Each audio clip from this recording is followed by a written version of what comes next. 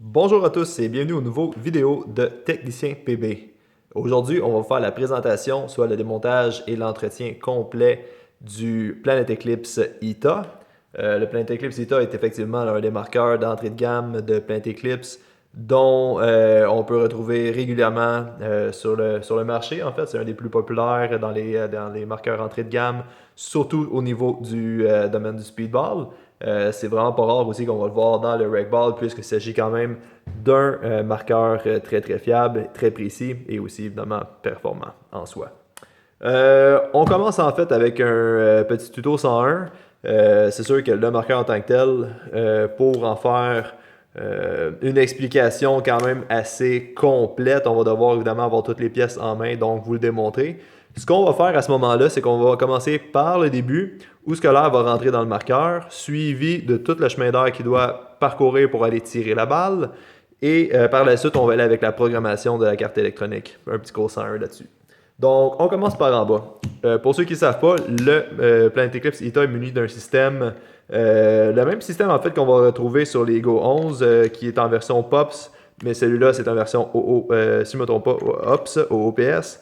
La même chose qu'on peut retrouver généralement sur les MacDev, il s'agit simplement d'une tige qui va venir pousser votre pin de la bouteille d'air comprimé pour aller faire rentrer l'air. Il ne s'agit pas de la pin qu'on voit présentement quand j'ai enlevé le petit swivel qui est en face. Elle suffit, excusez-moi plutôt, est utilisée seulement comme poussoir sur la tige elle-même. Donc pour faire l'entretien d'ici, on va tout simplement venir nettoyer l'ensemble en tant que tel, libre de saleté, puisque l'air ne sera pas en contact avec la pièce en tant que telle, avec les pièces qu'on voit ici.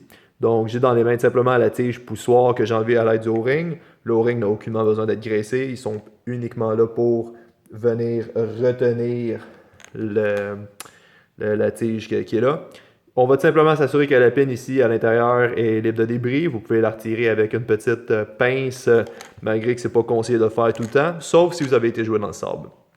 Pour ce qui est de la macroline, comme toutes les macrolines, en fait, on suit l'air à 800 livres de pression qui va rentrer dans le régulateur. On s'en va tout de suite au deuxième, c'est-à-dire le régulateur ici. L'air va rentrer dans la macroline en premier. Donc, ce qu'on va faire, c'est tout simplement venir tirer l'anneau, donc pousser l'anneau qui est au bout de la macroline d'un côté et tirer la macroline elle-même de l'autre bord pour être capable de venir démonter la macroline. Si vous entendez une fuite, surtout au niveau de la première fois que vous allez mettre l'air dans le marqueur, au niveau de la macroline, il suffit tout simplement de venir bouger la macroline pour qu'elle prenne sa place puis qu'elle arrête de fuir. Si vous l'entendez toujours par la suite, vous pouvez tout simplement couper le bout avec l'aide d'un exacto de la macroline pour avoir un bout qui est un peu plus plat, moins magané. Et si jamais la macroline est effectivement encore trop maganée, la fuite continue d'être là, on vient simplement changer la macroline pour un autre. Donc, régulateur. À quoi ça sert un régulateur dans la vie? C'est quand même très très simple. Malgré que présentement, on s'en sert surtout pour la poignée avant du marqueur, le régulateur, c'est un système qui va baisser la pression de votre marqueur, de l'air plutôt pour votre marqueur. L'air va rentrer à 800 PSI à l'intérieur. Une fois qu'elle va passer au travers, elle doit diminuer pour aller environ normalement, c'est 300 PSI. Pour en faire l'entretien, c'est extrêmement simple. On va simplement dévisser en deux le régulateur. L'entretien général va se faire ici qui est en face. Je vais vous montrer un petit test complet en allant démonter le bas aussi. Mais l'entretien général que vous devez faire, c'est simplement prendre cette pièce-là, laisser tomber le spring, qui n'a aucun entretien à faire dessus. On le laisse de côté, on le nettoie si jamais il est sale. Et on vient pousser le beau petit piston qui est à l'intérieur. Donc l'entretien que vous allez faire, c'est vous assurer que tout est propre.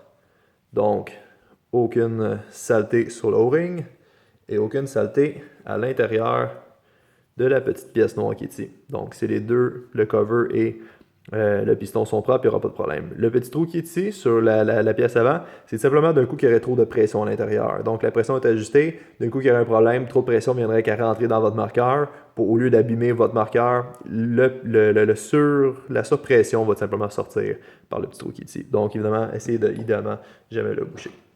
On va faire un petit graissage de celui-ci. Et voilà. Donc, j'aimais beaucoup de graisse. J'en mets présentement une goutte que je vais venir étaler un peu partout. Ce qui va être bien important au niveau du piston, ce que le monde oublie souvent, c'est que le bout du piston, celui qui n'a pas d'o-ring ici, doit être scellé aussi. Donc, on va s'assurer qu'il soit graissé pour que ça puisse bouger bien. La pièce à l'intérieur, le régulateur, lui, vient bouger d'en haut en bas. On va vous le réexpliquer dans quelques secondes. Et il y a quelque chose qui vient s'insérer à l'intérieur. C'est le petit O-ring qui va être complètement en bas. Donc, si ici c'est graissé, en bas, il y aura moins de problèmes. Une fois ceci fait, on peut simplement pousser le swivel. Généralement, je me mets à plat contre une table et je pousse vers le bas. On y est presque. Et voilà. On pousse tant mieux que mal la pièce vers le bas. Il nous reste simplement le swivel des mains. Puisque ça, c'est une pièce qui bouge, le petit swivel, c'est-à-dire l'entrée d'air, il y a beaucoup de saleté qui va venir se ramasser de temps à autre. Fait que lui, on va tout simplement le nettoyer. C'est vraiment lui qu'on va venir graisser. Lui, on fait tout simplement le nettoyer.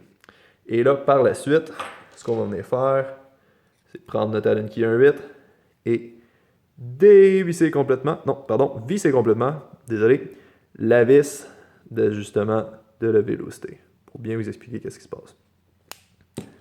Et voilà. On va faire un petit nettoyage rapide, puisqu'on l'a dans les mains. C'est le temps de le faire. Ça, cette partie-là, je vous l'explique, mais ce n'est pas quelque chose qui est nécessaire à l'entretien du régulateur. Donc, et voilà, je vous explique comment ça fonctionne. C'est extrêmement simple. Lorsqu'on met sous pression, l'air rentre ici à l'intérieur du swivel, va rentrer entre les deux O-rings dans les petits trous qu'on peut peut-être apercevoir ici. Et voilà. L'air va rentrer à l'intérieur du body du régulateur entre ces deux pièces-là ici. On va faire le désassemblement plus tard, mais pour l'instant, c'est juste ça que vous avez besoin de savoir. Donc, le régulateur est assemblé ainsi. L'air va rentrer à l'intérieur de la petite pièce en brasse, à l'intérieur du trou du piston. Donc, va suivre tout le chemin le long du piston, ici, pour ressortir à l'extérieur. Et la pression va venir affaisser le piston pour vraiment mettre sous pression, c'est-à-dire pousser le piston vers en bas pour venir tout écraser, ce qui va venir boucher l'entrée d'air dans le bas du piston. C'est ça qui va venir faire régulariser l'air qui va rentrer à l'intérieur. Donc, la seule pièce qui va vraiment bouger à l'intérieur, c'est vraiment le piston lui-même, malgré que le petit O-ring sur lequel il va accoter sur le bas du piston, à l'intérieur de la pièce en brasse, pas lui ici, mais l'autre à l'intérieur, il y a quand même un peu de friction. C'est important de le graisser aussi, il ne faut pas l'oublier. Donc, une fois que ça c'est fait, comme je vous l'ai dit, l'air va rester en haut dans la chambre de tir, prête à être tirée. Lorsqu'il va y avoir un tir, l'air va être dégagé, donc elle va être lancée sur votre balle. Il n'y aura plus de pression, le spring va prendre le dessus, va rouvrir la porte jusqu'à temps qu'un autre d'air rentre pour repousser le piston. Comment que ça fonctionne? C'est extrêmement simple. Généralement, on peut le voir là-dessus aussi. Quand on dévisse la vis d'ajustement en bas ici, qu'est-ce qui arrive à ce moment-là? C'est qu'on vient pousser vers le bas, on augmente la quantité d'air qui peut rentrer, ce qui va venir augmenter la force de pression sur-dessus. Quand on vient visser à l'intérieur, on vient compresser le spring, la chambre à air va diminuer, il y a moins d'air qui peut passer, donc la force va être moins élevée dans votre marqueur. C'est tout simplement ça. Démontage du bas, qu'est-ce qu'on fait à ce moment-là? On vient utiliser l'Allen key 1.8 et on vient utiliser n'importe quelle tige qui va rentrer à l'intérieur de la pièce. Une deuxième Allen key ferait la job aussi pour venir, et voilà, démonter la pièce en brasse. Le petit seal qui est ici, celui-là ici, en noir, c'est lui qui vient vraiment boucher la pièce le bout du piston en fait. Donc si vous auriez une fuite à ce niveau-là, que l'air finit tout le temps par rentrer dans votre marqueur ou quoi que ce soit, un problème de pression aussi, donc c'est pas normal qu'il y ait des trop grosses variations de pression, peut-être qu'il y a un peu plus de pression qui passe que désiré, c'est la pièce ici qui va être en faute là, à ce moment-là. Soit qu'on la retire ou on la change, ou on la retire et on simplement la tourne de bord. Donc on y va doucement, là je vous le montre, je vous déconseille fortement de venir le faire si vous n'avez pas de problème à ce niveau-là, puisque ce n'est pas nécessaire là, au niveau du démontage et de l'entretien. Ce qu'on vient faire, on va essayer d'enlever la pièce présente ici. On y va tranquillement, pas vite. Le petit gasket s'enlève et voilà. Avec mes ongles, je devrais être capable de l'attraper à ce moment-là et de le retirer. Ce qui va se trouver à l'intérieur de ce petit gasket-là, comme je vous ai dit, on peut l'utiliser soit pour le retourner du piston, pour le réutiliser ou le changer, mais ce qui se retrouve à l'intérieur, c'est un système avec un petit spring qui empêche le vacuum à l'intérieur de votre régulateur. Donc, c'est ça qui empêche l'air de retourner par en arrière. quand on enlève le ASA, la pression ne pousse plus sur le petit piston que j'ai à l'intérieur. Donc, le fait qu'elle ne pousse plus, l'air qui est à l'intérieur va pouvoir ouvrir la valve et sortir par le bas du ASA. Donc, c'est ça qui fait la purge du marqueur, en fait, qui va s'assurer que votre marqueur n'ait plus de pression là, à l'intérieur. Et voilà, on y va comme ça. On remonte ça. Pas besoin de graissage au niveau à l'intérieur. On s'assure simplement que les pièces soient simplement bien placées. On check vers le haut. Le piston devrait tout le temps être capable de bouger un peu sur lui-même. C'est parfaitement normal. Donc, le graissage à l'extérieur se fait relativement bien, mais le graissage à l'intérieur, si vous regardez à l'intérieur ici du trou, il y a deux choix. Soit qu'on va mettre un petit peu de graisse sur un Allen key, qu'on va venir rentrer et tournoyer sur lui-même, soit que c'est vraiment la pièce ici, le bas du piston qu'on venait graisser, puis à ce moment-là, c'est la même chose, ça va être de rentrer à l'intérieur et de tourner sur lui-même. Donc, on revisse tout ça. Une fois. Deuxième étape, on tourne, on ne serre pas en fou, mais il faut quand même bien l'accoter. On s'assure que c'est bien graissé à l'intérieur, en tournant sur lui-même. Donc, et voilà le système de pression. Je vous ai expliqué comment que la pression est setée et pourquoi il y a une poignée avant spéciale, c'est-à-dire le régulateur. On vient nettoyer les beaux petits O-rings ici. Ça, c'est les O-rings qui empêchent l'air de sortir du swivel lui-même. Et voilà une fois. Et voilà deux fois. J'espère qu'on voit bien. Comme ceci.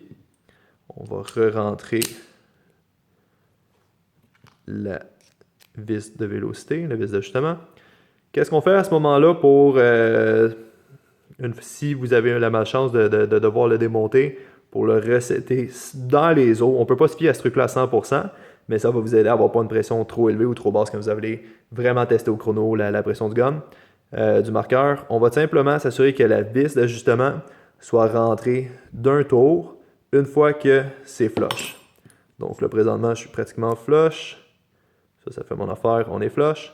Je vous le montre avec le key ici. Un tour au complet une fois qu'on est flush. Et là, on devrait être normalement seté dans les 270-80. Ce qui va être suffisant pour venir tester le régulateur, tester la vélocité dans votre marqueur, mais pas pour aller tout de suite sur le terrain. N'oubliez pas, il faut tout le temps tester avec un vrai chronographe, selon la balle, la température, et ainsi de suite. Donc, j'ai tout remonté à l'envers. Le piston ne pourrait pas rentrer de l'autre côté. Il va seulement rentrer d'un côté. Le spring, lui, par contre, peut rentrer des deux côtés. Il n'y a pas de problème avec ça. On plante un dans l'autre. On visse. Et voilà. Le régulateur, pour lui, c'est fini. On passe à la suite. On continue avec le Planet Eclipse ETA. On vient de faire le système de ASA. L'air va rentrer dans le régulateur et rentrer dans le marqueur. Ce qui est quand même assez simple. Ça, on n'aura pas à le démonter. Je vous l'explique tout de suite pourquoi il y a une petite pin comme ça à l'avant. C'est un chemin d'air qui va venir circuler l'air jusqu'où ce qu'on en a besoin. Dans le système de tir et au solénoïde. On y va avec le démontage. On va mettre lui de côté. On va démonter la poignée du ETA. On sort la belle Allen key. Il y a juste une Allen key dans le bas. C'est très simple à démonter. Et voilà. On met la vis que j'ai besoin de côté. On enlève la poignée. On va venir détacher la barre des sorties. Ce qu'on va besoin de faire en ce moment, c'est simplement de détacher le fil du solénoïde. C'est le fil du haut avec deux fils. Et le fil des yeux. Ça, c'est les 4 fils tout de suite après. Après ça, qu'est-ce qui va rester? C'est simplement la micro-switch, celle qui va détecter les tirs quand vous pèsez sur la gâchette. Ça, on peut le laisser plugger. On n'aura pas besoin de l'enlever pour l'instant. Je replace le tout. On va enlever les deux Allen keys ici. D'ailleurs, prendre en note que Planet Eclipse ont été gentils de nous le mettre de côté pour essayer de nous le mettre dans les jambes le moins que possible. La première vis avant. Donc, on va lousser ça. Séparer ça pour vous montrer le solénoïde. Et mieux vous expliquer qu'est-ce qui se passe dans le système de tir. Et voilà, les vis sont lissées, on peut enlever le grip frame. Si les fils sont enlevés, il n'y aura pas de danger, malgré qu'on va faire attention lorsqu'on va venir séparer les deux.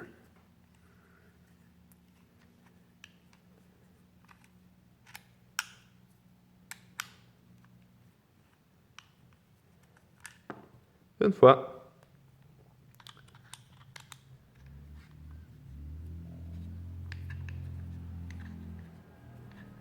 et 2 fois.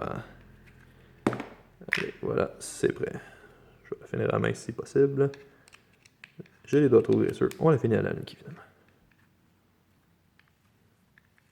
Bon, je l'ai eu. On enlève la petite vis qu'on va mettre de côté, une fois et 2 fois. On peut séparer doucement la grip frame en s'assurant que les fils vont passer et ne pas se prendre en main. Donc, et voilà. Je ne sais pas si on va être capable de le voir présentement, que généralement c'est à l'intérieur du marqueur. Le conduit d'air, en fait, que je vous parlais, va passer à l'intérieur ici. On voit le fil d'air à côté, lui passe de l'autre bord pour aller se placer dans le solénoïde et dans le système de tir. Donc, on y va comme ci. Je ne démontrerai pas solénoïde, je vais vous montrer l'intérieur. S'il y a un problème avec un solénoïde, comme tous les marqueurs Planet Eclipse, simplement contacter le centre de service Planet Eclipse le proche de chez vous. Donc, effectivement, au Québec, Paintball 108 est le seul qui peut faire des garanties sur les produits Planet Eclipse. On va démonter l'arrière. Quand l'arrière n'est pas trop serré, on est généralement capable de le démonter avec nos doigts. Mais puisque celui-ci a probablement été serré avec une Allen key, on va le desserrer avec une Allen key aussi. Donc, ça, précieux, on le garde pour tantôt. Et voilà, on va démonter le système intérieur qui va tout simplement nous manquer de spring. Donc, ce que j'ai dans les mains, il ressemble étrangement beaucoup au Phenom, car oui, c'est un système très semblable, et le système de tir à l'intérieur du E-Top. C'est tout simplement la pièce la plus importante du marqueur et aussi celle que vous devriez faire l'entretien de temps à autre. On va enlever le spring. Vous voyez que j'ai déjà un peu les doigts sales.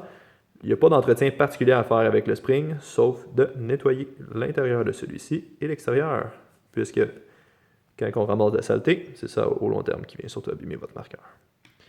Donc, le spring étant propre, on enlève la bolt en avant. On fait simplement le tirer. Il y a peut-être un peu de succion, mais il ne devrait pas avoir de problème à l'enlever. Si jamais elle est vraiment collée ou quoi que ce soit, tire un peu plus fort s'il n'y a pas de chance que vous pouvez abîmer quoi que ce soit.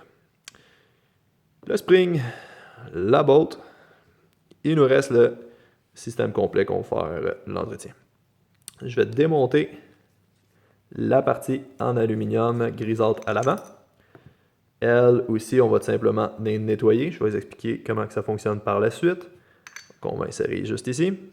Le système de tir en arrière se démonte assez facilement et ne peut pas se remonter en l'envers. Donc, on va y aller progressivement. On vous explique comment ça fonctionne, puis vous allez voir par la suite. Il y a 2 côtés plats. C'est généralement très dur de l'enlever à main nue. Donc, on va tout simplement le prendre, les 2 côtés plats, dans une clé ou un Westcott. Je peux le dévisser à main. Je pourrais utiliser l'Allen key à l'arrière aussi pour venir m'aider. On démonte. Et vous devriez être capable d'avoir cette pièce-là dans les mains, soit avec ou sans un spring. Je vous explique pourquoi plus tard. On nettoie avec un chiffon partout ce qu'il y a de la graisse. Et voilà. Et voilà.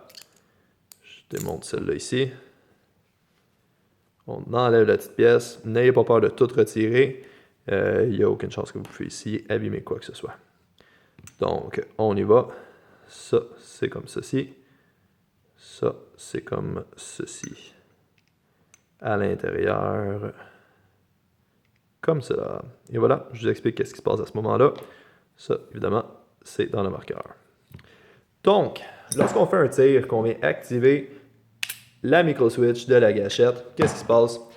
Il y a un courant électrique qui va être donné ici à l'intérieur, qui va venir faire bouger dans le solénoïde une pièce qui laisse passer l'air pour activer votre système de tir. Quand l'air sort de votre régulateur qui est placé juste ici, elle va se séparer à 2 endroits après. Dans les 2 endroits, il y en a un qui ça va être la chambre d'air qui va être ici.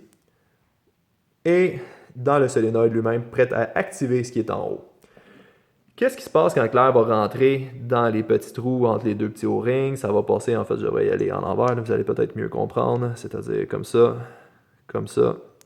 et puis comme ça ici à l'intérieur. Ça, c'est tout placé un dans l'autre, évidemment. Je les mets environ à même distance qu'ils sont censés être. La partie en gris ici va se remplir d'air. Ça, c'est simplement un cylindre pour recevoir de l'air. C'est bouché. C'est-à-dire que La pièce ici qui est à l'intérieur, ma petite tige, va venir boucher l'intérieur du conduit. Donc, ça fait un siphon, l'air va se remplir à l'intérieur. Ça, c'est maximum 300 PSI qui va être à l'intérieur, donc 300 livres par pouce carré, c'est ça, qui va être à l'intérieur, prêt à tirer votre balle. Le spring, lui, prend le dessus. C'est lui qui va venir boucher le devant en poussant la botte en arrière pour s'assurer que tout est fermé. Donc, c'est sous pression. Il y a beaucoup d'air là-dedans qui veut aller par en avant tirer votre balle. Doucement, évidemment, je vais vous expliquer pourquoi. Pourquoi qu'elle ne réussit pas à y aller? C'est à cause du spring. Donc, si vous avez des problèmes, définitivement, à ce niveau-là, c'est de vérifier le ressort qui est à l'avant. Quand on vient faire un tir, comme je vous l'ai expliqué, l'air va passer au travers ici et venir activer la petite pièce qui est ici en arrière. Ça, c'est soit un spring que vous allez avoir ou le nouveau modèle, comme j'ai des mains ici, qui fonctionne à l'air. C'est le petit activateur. Ce n'est pas une valve, mais vraiment l'activateur du poppet. Le poppet, c'est la tige qui est ici, qui va venir activer tout ça. Donc, lorsque vous activez ça, elle va venir bouger pour venir faire tasser la pièce un petit peu. Pas beaucoup, juste tasser la pièce un petit peu. C'est ça qui va venir l'activer en tant que tel. En venant à bouger la pièce juste un petit peu parce qu'il y a un petit peu d'air qui a été poussé dessus, ça rouvre le conduit en avant. L'air sous pression cherche à aller vers l'avant, donc compresse le spring en allant vers l'avant, va compresser le spring, va venir pousser la balle doucement et venir aussi tirer la balle. Quelque chose qui est quand même assez intéressant, que pas tout le monde sait à propos du ITA. La fonction, vous voyez qu'il y a une tige à l'intérieur, juste ici, qui va venir glisser à l'intérieur. Lorsque vous le glissez avec cette pièce-là en note, vous allez vous rendre compte qu'il est un peu plus dur d'avancer, puis à mener la pièce, elle va vraiment plus facilement vers l'avant. Qu'est-ce qui se passe à ce moment-là? C'est qu'ils ont fait exprès pour donner un peu plus de friction, puis qu'à un certain niveau, la balle va complètement aller vers l'avant pour donner le coup, complètement ouvrir la valve pour tirer l'air. Qu'est-ce qui arrive grâce à ça? C'est que quand la balle va être en place, elle va être avancée doucement grâce à ce système-là. Et une fois en place dans votre canon, il y a vraiment le coup qui va être donné pour venir tirer tout l'air sur la balle. C'est ce qui fait en sorte que le ITA va être quand même assez doux sur la balle comparativement à certains marqueurs. Donc, c'est pas plus compliqué que ça. Une fois que l'air est fini, il n'y a plus d'air dans la chambre à air, le spring prend le dessus, va tout aller pousser vers l'arrière. Et jusqu'à la fin d'un certain minuteur, on va attendre que le minuteur soit fini. Et après ça, le siphon, le poppet va venir boucher à nouveau pour remplir l'air. Je vous explique qu'est-ce que je veux dire par minuteur. Parce que ça, c'est quelque chose qui est quand même assez mitigé. Il y a beaucoup de personnes qui parlent sans nécessairement savoir à 100% qu'est-ce que c'est ou essayer d'ajuster ça. C'est le dwell. Je vais vous expliquer en détail qu'est-ce que le dwell tantôt. Juste ici, le petit setting. Le dwell, c'est un minuteur. Quand on active un tir, le solénoïde va s'ouvrir pendant un certain nombre de temps, en millisecondes. Et c'est ce temps-là qui est calculé pour venir ouvrir et fermer la valve, celle que je vous parle ici, dans votre marqueur. Donc, c'est en millisecondes. C'est trop rapide pour qu'on s'en rende compte. Mais quand même, si on le settrait trop bas, qu'est-ce qui arriverait? C'est que la chambre à air se viderait, mais pas au complet nécessairement. Une fois que le minuteur est fini, on remplit la valve une deuxième fois. Mais le fait qu'il y ait tout le temps un peu d'air qui reste, parce que ça ne se ferme pas complètement, le fait qu'il y ait tout le temps un peu d'air qui reste va donner des variances un peu trop élevées en FPS à votre marqueur. Donc, c'est pour ça que c'est important d'avoir tout le temps le bon dwell, de ne pas nécessairement avoir un dwell trop long qui va venir finir votre tir, l'air a tout été tiré, mais même s'il serait complètement fini, il va attendre à ce moment-là que le minuteur soit fini pour re-remplir une deuxième fois ou une troisième fois chaque tir que vous allez faire. Donc, c'est pour ça que c'est important d'avoir un dwell, qu'une fois que l'air est fini, c'est fini, on a rempli une deuxième fois. Généralement, le setting de base va être tout le temps 12 ou 13 millisecondes, la plupart des marqueurs, mais en hiver, c'est important, vu qu'il y a des différences d'humidité, de température, ainsi de suite, d'avoir peut-être un dwell qui est un peu plus élevé. On parle d'ajouter 2 ou 3 millisecondes de plus. Donc, le dwell, vous ne pourrez pas tirer nécessairement, vous ne pourrez pas changer les capacités énormément de votre marqueur grâce à ça. C'est vraiment juste un minuteur, ça ne change pas nécessairement la force en tant que telle, ça vient juste s'assurer que vous avez la force nécessaire que le marqueur va déjà vous offrir. La force, le FPS, la constance, c'est d'autres facteurs qui sont complètement différents que le dwell n'est pas censé venir jouer là-dessus. Le dwell va venir simplement, faire une bonne activation de votre marqueur, tout simplement. Donc, ceci étant, vous savez maintenant ce qu'est le dwell, on va y revenir tantôt pour le setting électronique. On en revient à l'entretien du marqueur. On y va avec la première chose qu'on va venir remonter, c'est-à-dire le système de poppet. C'est pour ça qu'on appelle le marqueur un style inline poppet. C'est parce que c'est un poppet, mais qui est complètement à l'intérieur du système. Donc, l'entretien, comme toutes les prochaines vidéos qu'on va faire, quand on parle de O-ring, on va soit les graisser ou les relayer, puis je vous donne le petit truc dans 2 petites secondes, qu'est-ce qui détermine qu'est-ce qu'on fait. On fait simplement le nettoyer et le régraisser. Et voilà, et voilà. Donc, pourquoi graisser, pourquoi huiler? C'est quand même assez simple. L'huile, c'est un super bon lubrifiant, mais qui s'enlève assez rapidement quand on fait des gros mouvements dessus. La graisse, elle, c'est un lubrifiant qui va toffer beaucoup plus longtemps que l'huile, sauf si on lui donnerait beaucoup de friction ou si elle aurait beaucoup de...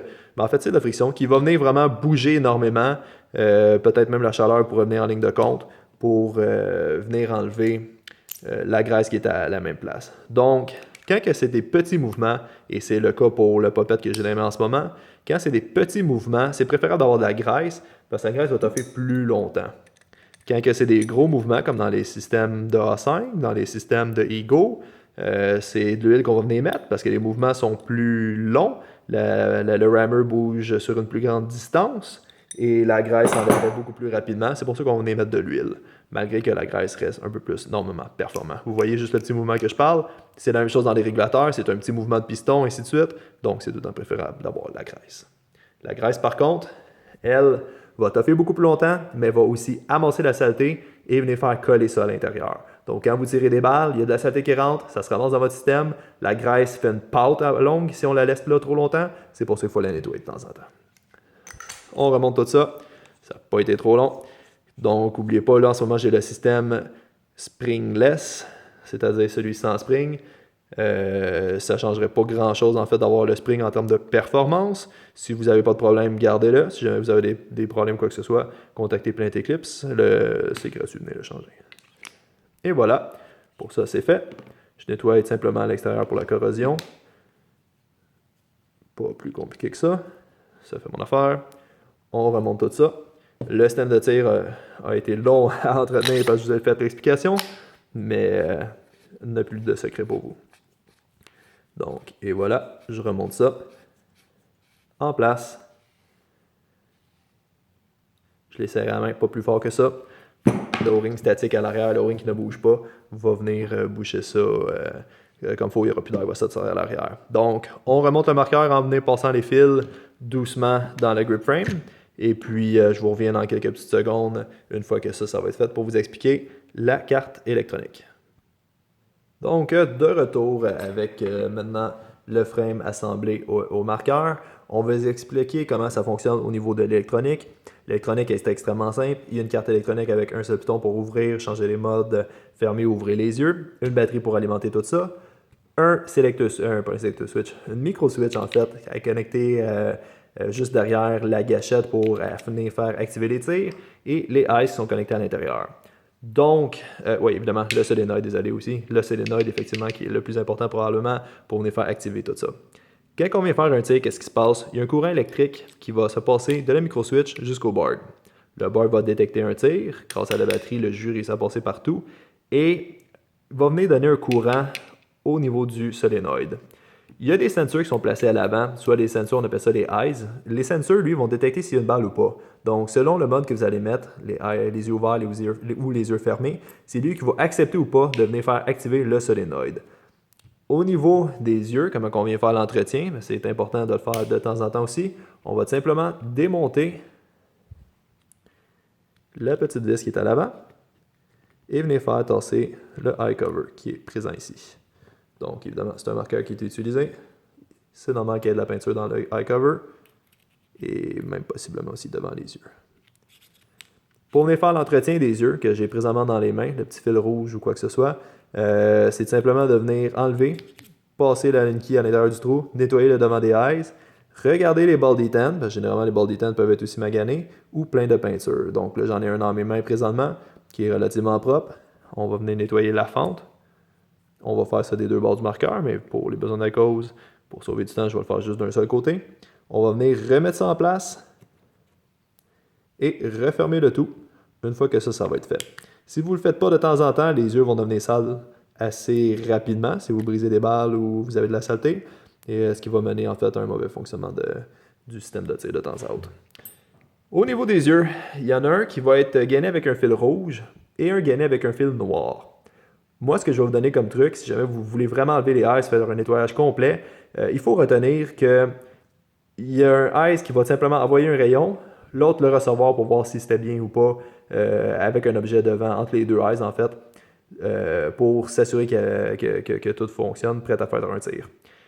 Le fil rouge, air rouge, receiver, c'est lui qui va recevoir le signal, et c'est lui qui va être right, à droite. Donc, si vous voulez replacer, c'est important de mettre le fil rouge à droite parce que c'est le receveur.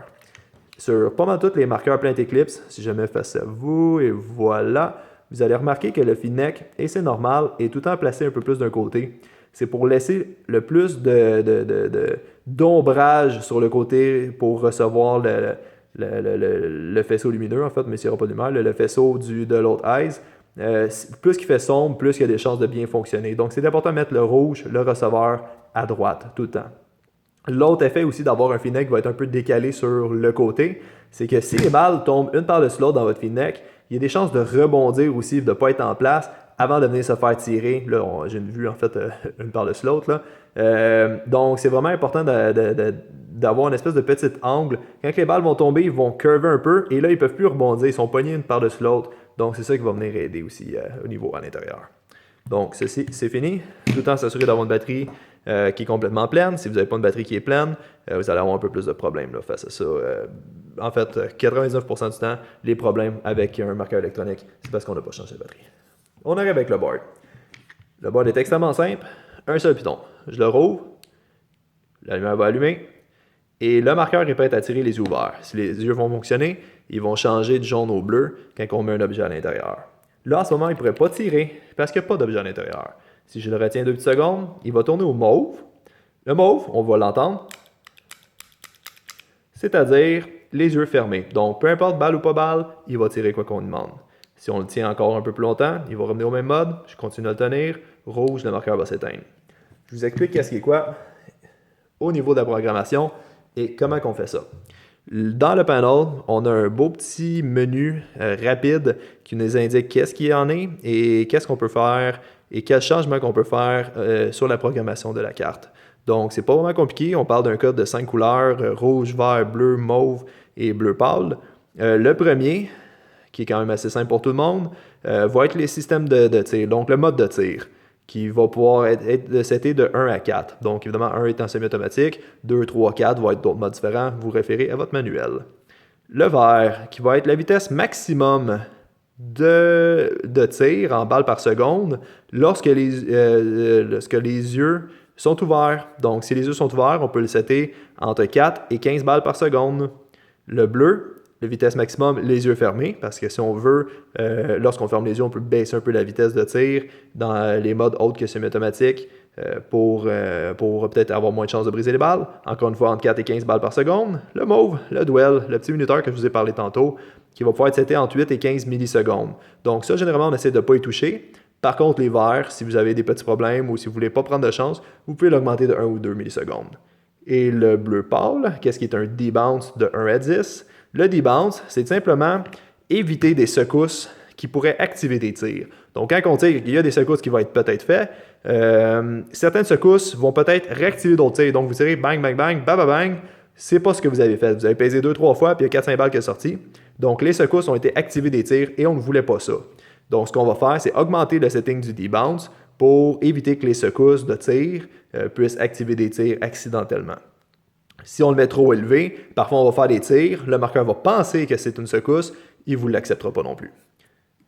Donc, ça aussi, c'est évidemment un mode qu'on essaie de ne pas toucher normalement. Pour rentrer en mode programmation, on va tenir la gâchette et ouvrir le marqueur. On est en mode programmation, je lâche le tout. On est en rouge, c'est-à-dire le premier mode qui est ici. Si je pèse sur la gâchette, juste un coup et je lâche, il va m'indiquer à quel mode il y en est. Donc, je refais ça. 1, 2, 3. On est dans le troisième mode de tir pour le firing mode. Pour naviguer d'un mode à l'autre, on va tout simplement peser une fois ou deux, ou trois, ou quatre, ou cinq sur le piton pour naviguer d'un mode à l'autre.